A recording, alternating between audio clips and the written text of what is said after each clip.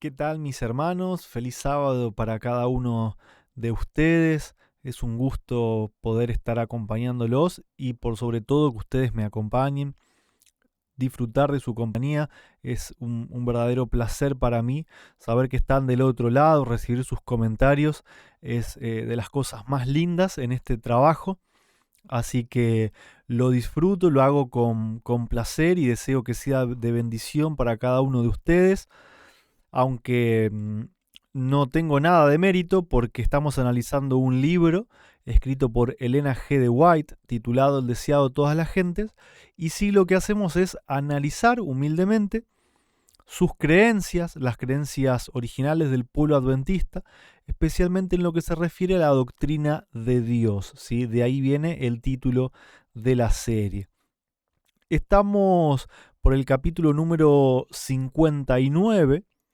Venimos de un capítulo tremendo, recuerdan, de Lázaro, de la resurrección de Lázaro, donde se nos dice que fue quizás el mayor milagro de Cristo en esta tierra, porque no dejó ningún lugar a duda de su poder ni de su divinidad. Dejó, de forma explícita, dejó que Lázaro muera cuando podría haberlo sanado antes. Dejó que esté en el sepulcro 4 días para que todos los que lo enterraron, sin él estar presente, sin Jesús estar presente, ¿sí? Dejó que todos los demás lo enterraran, lo vieran descomponerse, olieran el olor a podrido de 4 días de un cadáver. Entre todas estas personas había fariseos también, y lo hizo para no dejar ningún lugar a duda de que él tenía poder sobre la muerte. Y como Betania, la ciudad donde vivía Lázaro, María y Marta, era muy pero muy cercana a Jerusalén, por estos mismos espías que habían sido testigos de este milagro asombroso, las noticias ya habían llegado a la ciudad, ¿sí? Y la sierva del Señor nos dice que Cristo había demostrado ahora plenamente su dominio sobre la muerte y el sepulcro. Este gran milagro era la evidencia máxima que ofrecía Dios a los hombres en prueba de que había enviado su Hijo al mundo para salvarlo. Era una demostración del poder divino que bastaba para convencer a toda mente dotada de razón y conciencia iluminada. Es un poco insultante esta definición, sin ánimo de criticar a la sierva, ¿no? Sino que se ve insultante cuando uno puede reconocer a las personas que no entran dentro de esta descripción, ¿no es cierto? Era absolutamente convincente para toda mente dotada de razón y conciencia iluminada. Pero como sabemos, hay gente de que todavía esto no les bastó, lo que significa que tenían mentes que no estaban dotadas de razón, ni tenían una conciencia iluminada, estaban llenos de odio, directamente manejados por Satanás en todo lo que hacían, ¿no es cierto? Pero los que creían en Jesús seguían creciendo en número. Este milagro había llevado a muchos más a creer a Jesús, incluso muchos fariseos, ¿no es cierto?, que eran inducidos a ver en Jesús el cumplimiento de todas las profecías. Ahora había otro grupo que eran los saduceos, que al principio no odiaban tanto a Cristo. Sí, o sea, tenían sus críticas, no les gustaba demasiado que haya un maestro que ocupe su lugar, pero no tenían tanto odio como los fariseos. Y entre fariseos y saduceos había una lucha eterna, ¿no es cierto? También por celos y por doctrinas. Por ejemplo, los saduceos no creían en la resurrección, no entendían nada acerca de las escrituras sobre la resurrección de los muertos. Ellos decían que era imposible físicamente que alguien pudiese volver a la vida. En cambio, los fariseos sí creían en la resurrección. Pero bueno, ahora parece que el odio y la preocupación hacia Cristo parecía que los podía llegar a unir, por lo menos en lo que respectaba a ocuparse de Cristo, ¿no es cierto? En lo malo. Todos los que trabajan para Satanás, aunque entre ellos no se soporten, tarde o temprano van a terminar unidos trabajando para un objetivo en común y final, ¿no es cierto? Los fariseos odiaban a Jesús porque exponía su hipocresía, porque había tirado por tierra sus tradiciones, sus, sus leyes, todas esas leyes secundarias que ellos habían inventado, que decían que era para guardar mejor la ley de Moisés y los 10 mandamientos, cuando en realidad eran cargas absurdas que habían impuesto y que ni ellos mismos podían llevar, o que solamente las podían llevar esas personas que prácticamente vivían sin hacer nada, como los sacerdotes o los sumos sacerdotes, no tenían unas cargas en la vida diaria como la mayoría de las personas. Entonces, al hacer poco y nada, porque muchos de ellos ni siquiera en lo que respectaba al trabajo de la obra de Dios eran personas activas, ¿no? Simplemente andaban, se mostraban en sus ínfulas y en su orgullo y no se ocupaban de hacer lo que tenían que hacer, que era ayudar a los demás, y todo lo contrario, se vivían apartando del pueblo, sintiéndose santos y perdían más tiempo en lavarse por todo. Este me tocó, me lavo. Ay, toqué esto, me lavo. Se creían tan santos que terminaban siendo unos vagos, la verdad, podemos decirlo así, ¿no es cierto? Entonces solamente ellos podían llevar todas esas leyes a las que Jesús vino a ridiculizar, ¿no es cierto? Con su vida y con su ejemplo demostró que incluso diciendo de boca que ellos pretendían guardar la ley, en realidad la estaban incumpliendo, ¿no es cierto? La estaban pisoteando. Lo acusaban, bueno, lo habían acusado de un montón de cosas, recuerden, ¿no? Cuando Jesús sanaba en sábado, daba vista a los ciegos, levantaba a los inválidos, hacía hablar a los mudos. Por todo lo habían acusado de ser violador del sábado, después lo acusaron de violar toda la ley, lo acusaron frente a los romanos de que él quería ser el rey de los judíos y quería que el pueblo se diera vuelta contra la autoridad romana, lo mismo contra los seguidores de Herodes. Lo quisieron acusar de todo lo que habían encontrado. Querían lograr que la gente no recibiera esa influencia. Sin embargo, ante todo esto no habían podido hacer absolutamente nada, porque Cristo, con su vida y con los milagros que venían del Padre, lograba llegar al corazón, ¿no es cierto?, de las personas. Pero estos dos grupos, fariseos y saduceos, ahora reunidos en concilio, parecía que habían alcanzado la unidad, ¿no es cierto? Incluso dentro del Sanedrín mismo y de estos concilios había gente que apoyaba a Jesús, o que por lo menos intervenía para evitar que, que lo maten, porque si fuese por algunos de los principales sacerdotes y gobernantes, lo hubiesen matado en cualquier momento a Cristo. Y entre esas gente sabia y justa estaban, por ejemplo, Nicodemo y José de Arimatea.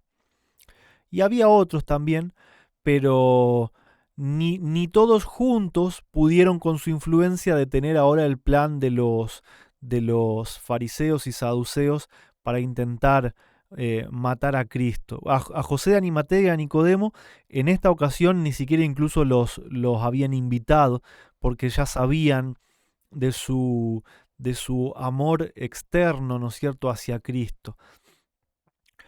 Pero muchos, aunque no estaban de acuerdo de tener que matar a alguien,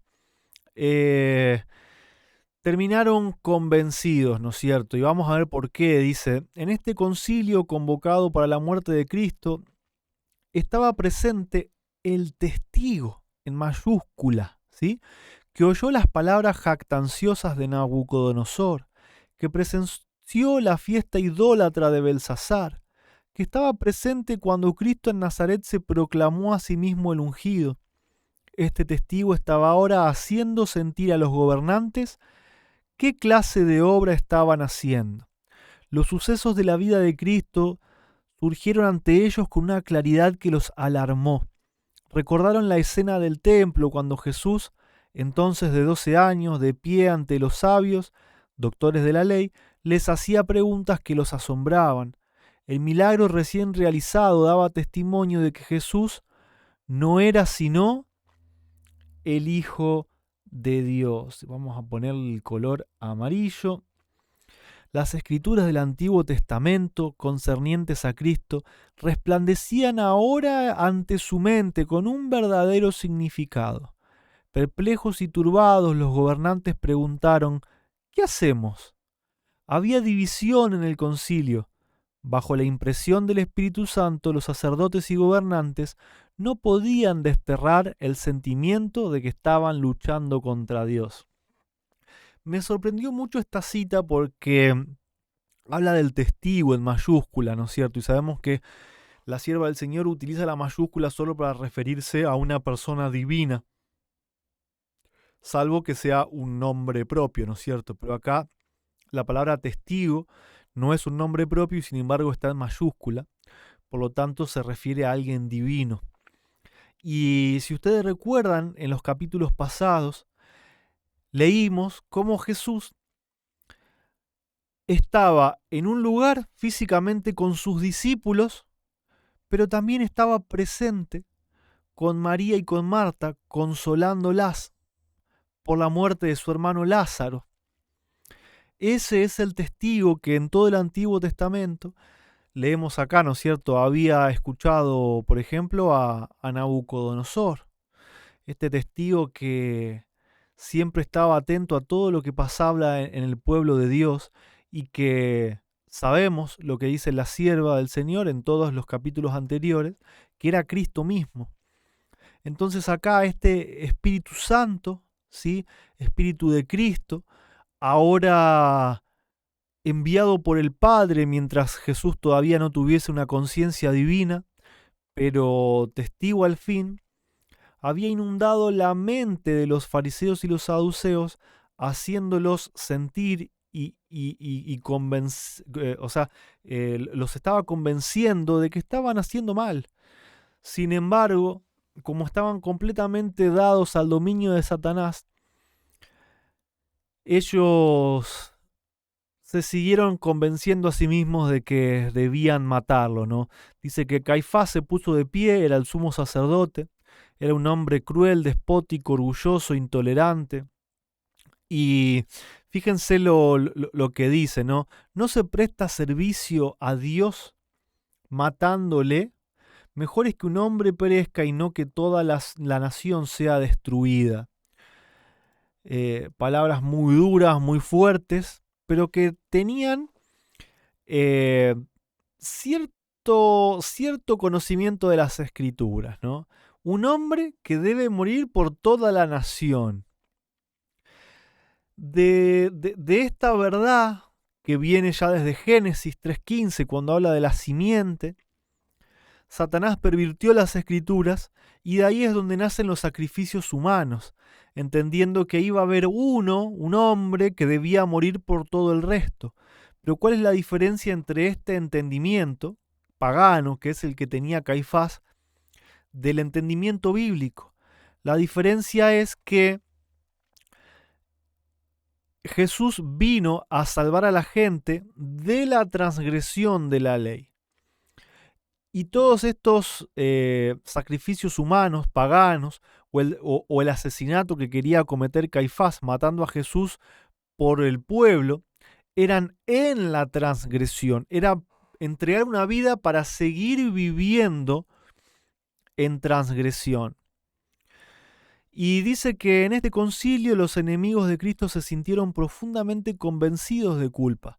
El Espíritu Santo había impresionado sus mentes, pero Satanás se esforzaba por dominarlos.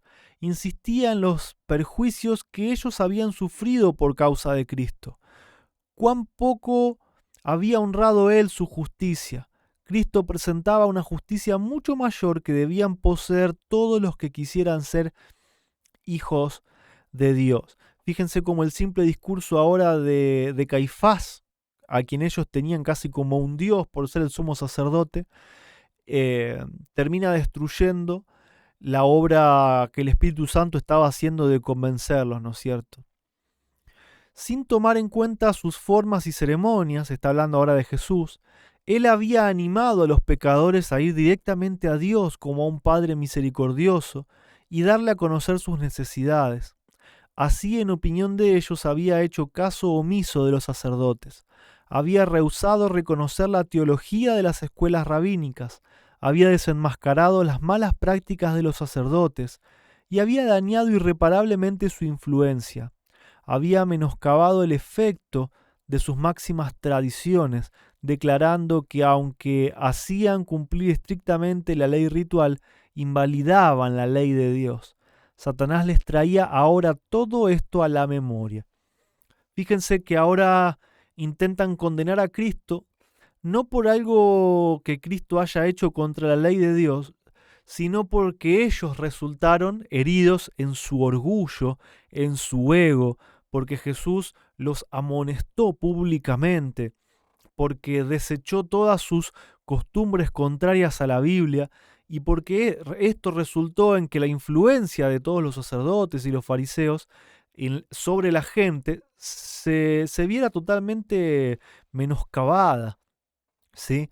Y esto ellos no lo podían aceptar. En vez de humillarse ante el Hijo de Dios, ellos quisieron reparar su propio orgullo y lograr retener su autoridad cueste lo que cueste delante del pueblo, ¿no es cierto? Por eso es que Caifás dijo, más vale que una persona muera y no todo el pueblo. Ellos se autoconvencieron de que si Jesús seguía vivo y trabajando, el pueblo se iba a dar vuelta contra los sacerdotes y que los romanos esto lo iban a malinterpretar, le iban a sacar los romanos todas las concesiones que le habían dado los sacerdotes, que se iba a acabar esta casta de dirigentes, ¿no es cierto?, ociosos y ricos, oprimiendo a un pueblo psicológicamente, espiritualmente, como lo hacían los sacerdotes y los rabinos y los maestros de la ley a su propio pueblo, ¿no es cierto? Pero bueno, el concilio, en vez de escuchar al testigo, al Espíritu Santo, decidió escuchar a Caifás, al demonio, ¿no es cierto? Y rechazaron todas estas pruebas de la divinidad de Cristo, todos los milagros que él había hecho y especialmente la resurrección de Lázaro.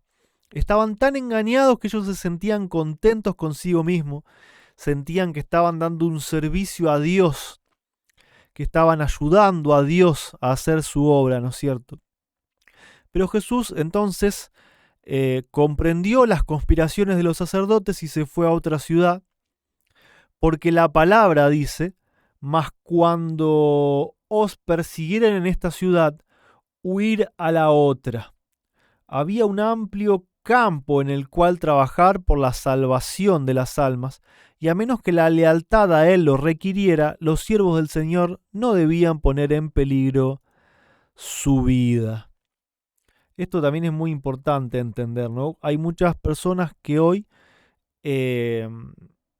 con sus palabras parecería que quieren que la ley de esta tierra, que los gobernantes caigan sobre ellos. O sea, esta gente que dice creer en Dios provoca a los gobernantes para que caigan sobre ellos mucho antes de que Dios lo pida de alguna forma, ¿no es cierto? O que nos dé una orden, una instrucción, o de que de verdad haya una prueba en cuanto a la adoración. Mucho antes de que vengan las pruebas reales, esta gente ya quiere provocar una persecución o sobre ellos mismos o sobre también los demás. Sin embargo, la palabra es clara, ¿no? Cuando los persiguen en una ciudad, se van a la otra, porque hay muchas personas por las cuales trabajar. Salvo que ese momento donde se exija una fidelidad extrema, ya no se pueda huir y requiera el hecho de entregar, así sea la vida, ¿no es cierto? Y cierra el capítulo la sierva de Dios diciendo, que la vida de Jesús, su vida, fue una vida sujeta a persecuciones e insultos, arrojado de Belén por un rey celoso, rechazado por su propio pueblo en Nazaret, condenado a muerte sin causa en Jerusalén. Jesús, con sus pocos discípulos fieles, halló temporariamente refugio en una ciudad extranjera. El que se había conmovido siempre por el infortunio humano, que había sanado al enfermo, devuelto la vista al ciego, el oído al sordo y el habla al mudo, el que había alimentado al hambriento y consolado al afligido, fue expulsado por el pueblo al cual se había esforzado por salvar. El que anduvo sobre las agitadas olas y con una palabra acalló su rugiente furia, el que echaba fuera demonios, que al salir reconocían que era el Hijo de Dios, el que interrumpió el sueño de la muerte, el que sostuvo a miles pendientes de sus palabras de sabiduría, no podía alcanzar el corazón de aquellos que estaban cegados por el prejuicio y el odio y rechazaban tercamente la luz. ¿Recuerdan la cita anterior que hablaba del testigo que quería alcanzar los corazones de estos rabinos, fariseos, saduceos, sacerdotes? Ese testigo, fíjense cómo ahora la sierva del Señor dice que Jesús no podía alcanzar el corazón de aquellos que estaban cegados. ¿Sí? Primero la sierva habla del Espíritu Santo y ahora lo utiliza de forma intercambiable con Jesús, porque es su propio Espíritu. Todo el mundo, hasta los mismos demonios, habían declarado en esta tierra que Jesús era el Hijo unigénito de Dios. Sin embargo, su pueblo dijo, no es así. Hoy, la historia misma de Jesús, su palabra, sus actos, sus hechos en esta tierra, las mismas palabras del Padre, este es mi Hijo amado, todo declaran que Jesús es el Hijo unigénito de Dios. Sin embargo, su pueblo profeso, o el que dice ser su pueblo, sigue diciendo, no es verdad. Jesús no nació, no tiene principio, por lo tanto no es el Hijo de Dios. No te lo dicen de esa forma directa porque sonaría muy feo, pero sí te dicen que en realidad es solamente un título o un rol para que nosotros con nuestra mente finita podamos entender los roles de la divinidad. Sin embargo, hermanos, a riesgo de ser considerado un ignorante sin estudios, yo prefiero creer lo que dice la palabra de Dios. Prefiero creer que Jesús es el Hijo de Dios, ese Hijo unigénito que el Padre envió para que nosotros podamos tener salvación.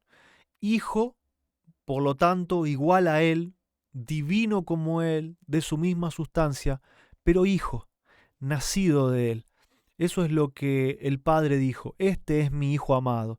No dijo, este es mi amigo al que le di el título de hijo. Dijo, este es mi Hijo amado. Porque de tal manera amó Dios al mundo que dio a su Hijo, no a su amigo coigual y coeterno, a su Hijo, para que todo aquel que en Él crea no se pierda, mas tenga vida eterna. El que tiene al Hijo tiene la vida, y el que no tiene al Hijo no tiene la vida. Como cristiano, tenés que tomar una decisión muy importante. Si aceptar que Jesús verdaderamente es el Hijo de Dios y formar parte del verdadero pueblo, o seguir repitiendo doctrinas de hombres e ir por el mismo camino, por la misma senda que siguieron los fariseos y los saduceos, negando la filiación de Cristo con su Padre, un pecado mortal. Bendiciones, queridos hermanos. Les pido como siempre que puedan compartir, que puedan tocar la campanita y así otras personas puedan también encontrarse con este material, que si para ustedes es de bendición, también puede serlo para otras personas, y les aseguro que para mí lo es. Soy el primer bendecido con esta lectura y estos análisis, así que le agradezco a Dios y también le agradezco a ustedes por estar siempre ahí. Hasta la próxima.